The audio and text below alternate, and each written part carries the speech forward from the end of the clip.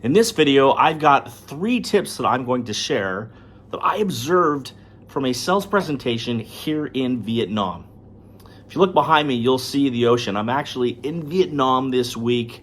I've had some good success in Southeast Asia, and over the last 6 or 7 years, I've had some partners here in Vietnam that I've become close with, and we've really started to see some momentum. So I've come here a couple of times in the last year.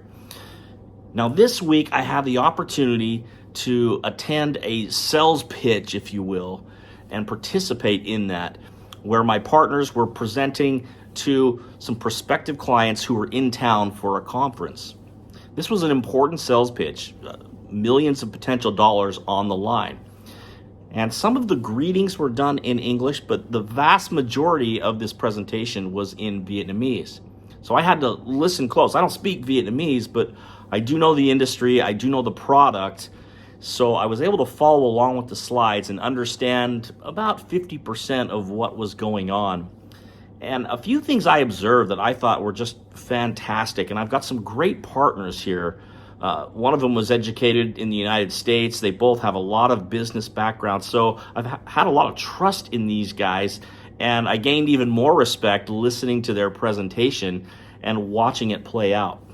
The first thing I noticed, and this is an important thing, is body language, and not so much the expressions and the body language. That stuff's important, but the positioning in a presentation is quite important. A lot of times you're around a boardroom, and it's important not to be facing directly across from whoever you're presenting to. That's kind of a power pose, and instead be positioned at a little bit of an angle. I noticed that was very deliberate in the sales presentation. The CEO, who was doing most of the presenting, he was not directly across from the person that he was directing the conversation to. He was angled in such a way that it wasn't intimidating at all. That's a very important consideration when giving a presentation. Number 2 thing that I noticed was ditching the data. This particular slide deck had a lot of technical information in it, and some of it was relevant, but a lot of it was not. And the way that the conversation was going, there were some questions going back and forth, and the CEO decided, you know what, we're gonna skip through a few of these slides, and he just very quickly skipped through and then got to some other slides that didn't have as much data and that were also more relevant to the situation. I thought that was very good.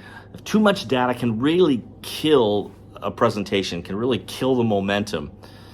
It's better to have a dialogue and a conversation. And that's the number 3 point. When you're giving a presentation, a lot of people talk about discovery and about asking questions. The key is asking questions and then presenting and going back and forth in a conversational mode. If all you're doing is asking questions, that can be a little bit overwhelming. Likewise, if you're not asking any and you're in a lecture type of mode, that's not going to be very beneficial.